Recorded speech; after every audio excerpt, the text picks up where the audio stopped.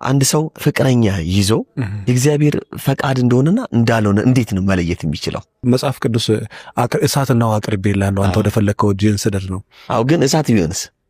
መብት ነው፣ ያንተ ምርጫ ነው፣ እሱ ግዳጅ አይደለም። ያው ልንገርህ፣ ወደ እሳቱን ብታደላ ያንተ ምርጫ ነው፣ ወደ ውሃውን ብታደላ ያንተ ምርጫ ነው። ያንተ ምርጫ ላይ የእግዚአብሔር ጣልቃ ገብነት የለም። ያንተ ነፃ ፈቃድ ላይ የሱ ግፊት የለም። ለምሳሌ አንተ በጣም የከተማው ቆንጆ ሴት ትወዳለህ። በቃ ዋው ቀዳሚ በጣም ቆንጆ ሴት ነው ያገባው። እውነትም ቆንጆ ነው ደግሞ ከሌላ እንትን እንዳይል እና በጣም ቆንጆ አንደኛ እና ሰው ለማስጨብጨብ ከሆነ በጣም ቆንጆ ሴት ቆንጆ አገባ ቆንጆ ዘር ምናምን ለማለት ከሆነ ያ ያንተ ፍላጎት ነው። እግዚአብሔር አይከለክልም። ያም ሰጥቷል። ዓለም ላይ ልንገርህ ሁሉንም ፈጥሮ ጨርሷል። እግዚአብሔር አዲስ የሚፈጥረው ነገር ሁሉ ተፈጥሯል። በነፃ ፈቃድ እግዚአብሔርን ለምነ የወደድከውን ታነሳለህ። ምናልባት እግዚአብሔር የመራክ ደግሞ አንተ ሞዴል ያልካት ሳይሆን ልብ ያላትን መርጦልህ ሊሆን። ለምሳሌ ልንገርህ ኦሪት ዘፍጥረት ምዕራፍ 4 ከቁጥር 4 እግዚአብሔር ወደ አቤልና ወደ መስዋዕቱ ተመለከተ ይላል። ለምን? ስለ መልኩ ስለ ቁመናው አይደለም፣ ስለ መስዋዕቱ ማለት ስለ ልቡ ቅንነት። ሚስትም ስትመርጥ አንተ ፍቅረኛም ስትይዝ ምኗን አይተህ ነው? ልቧን አይተህ ከሆነ ስለ ልቧ እግዚአብሔር ልብና ኩላሊትን የሚመረምር አምላክ ስለሆነ ልቧን አይተህ ነው ይሳካልሃል። ጥሩ ምርጫ መርጫል። ኢቭን ልቧን ማያምር ሴትም ብትመርጥ እግዚአብሔር ልቧን ማስተካከል ይችልበታል።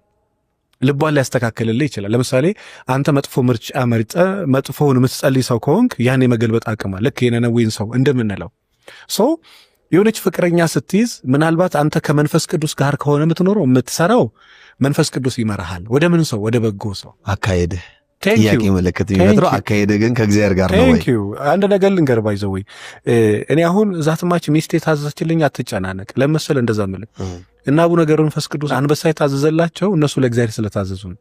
እና አቡነ አረጋይን ብትል ቅዱስ ጳውሎስን እስከ ሰማይ ቢነጠቁ ለእግዚአብሔር ከታዘዝክ ሰራተኛ አይታዘዘኝም፣ ባሪያ አይታዘዘኝም፣ ሚስቴ አትታዘዘኝም አትልም። ባይታዘዙም የእግዚአብሔር ሐሳብ ከሆነ ችግር የለው። እግዚአብሔርን ግን ከታዘዝክ አልኩ የሚስት ባህሪ ያስቸግር። ዞሮ ዞሮ የሚመራክ ስፒሪት ምንድነው ነው? እግዚአብሔር መንፈስ ቅዱስ የሚመራክ ልብ ቅን ከሆነ እግዚአብሔር ወደ ቅን ይመራሃል። ልብ ከእግዚአብሔር የራቀን የሸፈትክ ሰው ስለሆነ ደግሞ አሳልፎ ይሰጣል። በመጽሐፍ ቅዱስ ከኦሪት እስከ ራእይ ድረስ እግዚአብሔር አሳልፎ የሰጣቸው ብዙ ህዝቦች አይተናል። አሳልፎ ይሰጣል። ለማን ይሰጣል? ለዛቸው ይሰጣል። ከዛ ተቀጥቅተ አንተም ታወራለህ እሷም ታወራለች፣ አንተም ትላለህ እሷም ትላለች። መግባባት ያቅታል። ቋንቋቸው ተደበላለቀባቸው ሲባል መጽሐፍን ሰምተሃል? በቃ እሱ የሆነ ነገር ይላል፣ እሱ የሆነ ነገር እሱ ተጎድቻለሁ ይላል፣ እሷ ተጎድቻለሁ ትላለች። ይሄን ግን በነገራችን ላይ በጣም ጨዋ ስነ ስርዓት ያላት ገዳም የኖረች ሴት በጣም አስቸጋሪ የሚባል ሰው ላይ ወድቃ ታውቃለች። እቺን ሴት እንግዲህ እቺ ሴት ቅን ናት። እኔ አይደለም ቅንነቷን እኔ አይደለም መሰከረው ክርስቶስ ነው። ለምን?